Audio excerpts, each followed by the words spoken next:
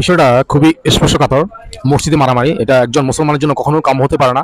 মারামারি করা যেত যদি মসজিদের বাইরে, যদি সেটা যুক্তিসঙ্গত কারণ হতো। আচ্ছা, প্রথম কথা হচ্ছে এই মারামারিতে আমাদের যে ক্ষতিটা হয়েছে যে সামনে যে ইসলামী দলগুলো যাবে, তো এদের জন্য বিশাল একটা বাধা যে তোমরা যদি ক্ষমতা যাও তো আমাদেরকে জঙ্গি তকমা দেওয়া হবে। তারা মসজিদ যেখানে মারামারি করে দেশে তারা কি কল্যাণ বয়ে আনবে। এক, যেহেতু খতিব রুহুল আমিন একটা জঘন্য একটা কর্ম করেছে, তার অবশ্যই শাস্তি হওয়া উচিত।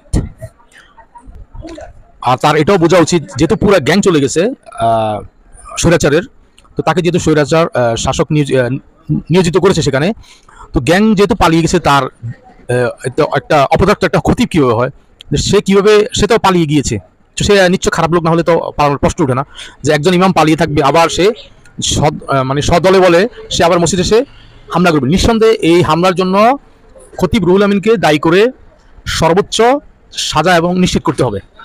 আর তাকে এই প্রসঙ্গে আমার প্রথম চয়েস হচ্ছে নেত্রী শেখ হাসিনা। তিনি আবার দমন নিপীড়ন আবার কিন্তু সবচেয়ে ভালো একটা কার্যকরী নিতে পারেন।